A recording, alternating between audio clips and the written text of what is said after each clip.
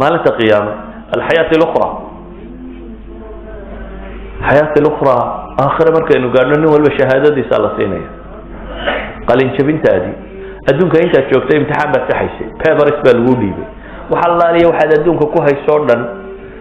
sideku doona ha ahaado haddaad madax ahayd waraaqaad buuxinaysay haddaad lacag haysatay waraaqaad buuxinaysay haddaad faqiir ahayd waraaqaad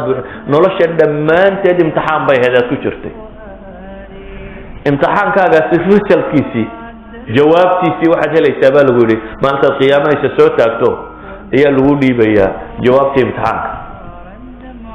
saa daraaddeed baa ilaahay wuxuu yidhi faman zuxzixa cani الnaari waudkhila اljannata faqad faaz ninka qura guulaysta waa kanuma rabbi yidhi naar ninkii laga dhufto zuxzix ninka naarta haf laga soo siiya laga ilaaliyo laga durkiyo oo waudkhila aljanna janna la geeyo kaas baa ilaahay leeyahay faqad faaz miqyaas alfaws markaa waa kan goormuu qofku guulaystay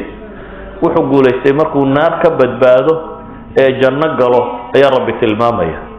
ama adduunka intaad joogteen waxaad guula ku sheegayseen oo dhami wama alxayaatu dunya ilaa mataacu lguruur baa ilaahay ku xigsiiyey nolosha adduunyo waxaad bidhbidhka lagu kadsoomo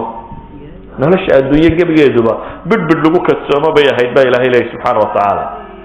aayadda ku xigtaa ilaahay markaa wuxuu yidhi waan idin imtixaamaya xoolaha nafta ayaan idinku imtixaamaya gaaladaa la idinku imtixaamayayo ahlu kitaabka iyo waxa la mid war badan iyo mushrikiintaba adan kasiiran baa ka maqli doontaan baa ilaahay yidhi wax badan oo idin dhiba adyad badan baa nimankaa ka maqli doontaan baa ilaahay yidhi wain tasbiruu watataquu sabirkii taqwada loo baahnaa haddaad la timaadaan waa cazmi lumuur baa lagu tilmaamay